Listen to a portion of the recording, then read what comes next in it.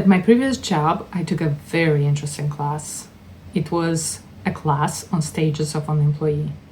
It was so fascinating to see how an employee goes through stages and how a manager can support them better. First stage, it's the honeymoon stage.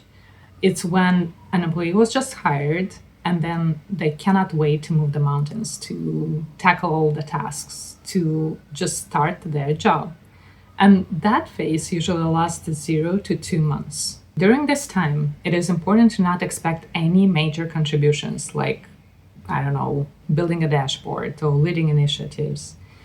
The employee is just starting, so they need to be accustomed with standard operating procedures, they need to know whom to contact, and it is a lot.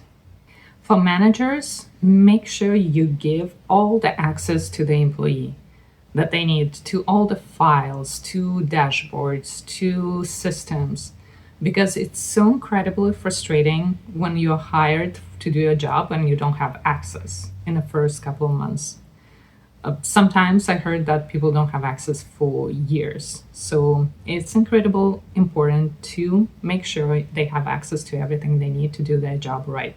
When I was a manager, I made sure I made it my priority to share all the models, all the files that will be working with, and make sure I record myself how I'm doing the task, and then give them all the procedures with all the screenshots, and let them follow the procedure, and maybe we can modify it based on their learning of their style. The second stage is the learning curve, when complexity kicks in and then the confidence dips. During this time, I make sure I have positive reinforcement and I have an open door policy where they can come in and ask me any questions and I don't feel like they interrupt me, because during this time, it's important to build trust. During this time, it lasts between 2 months and a year. I want them to feel safe to ask any questions, to give me all the feedback they want, and to not feel judged. Because I know this time can be overwhelming, and even if somebody heard the process 5th time, it's still unclear, something is still missing, so it's okay to come to me and I'll share my knowledge. The third stage is growth and identity formation. This is when they become more confident, they're willing to contribute more. And that's when I step back a little bit and give them a lot of autonomy, but still showing them that I'm willing to help in any way. I also, during this stage, encourage continuous learning.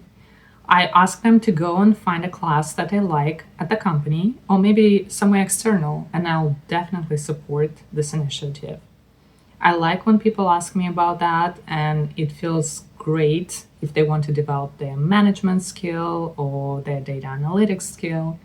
It just contributes better to the whole company. The final stage is stagnation. It usually kicks in after 2 years, especially if an employee is eager to learn and it's eager to take on new tasks. That's when I sit with them and see what are their goals for the next couple of years.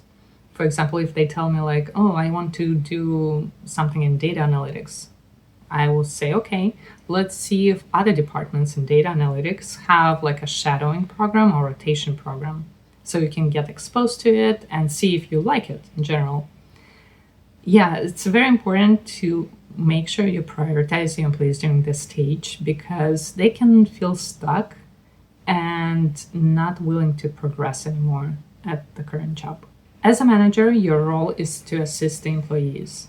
You want to make sure during all the stages they get all the information they need and they're supported throughout their journey at your company. I think it's good as a manager to have a mindset that you are the resource, that they can come to you and get more information from you and not just give them the commands. And of course, every employee is different, so this framework might not apply to you or to your company, but it really resonated with me and I thought I'll share on this channel.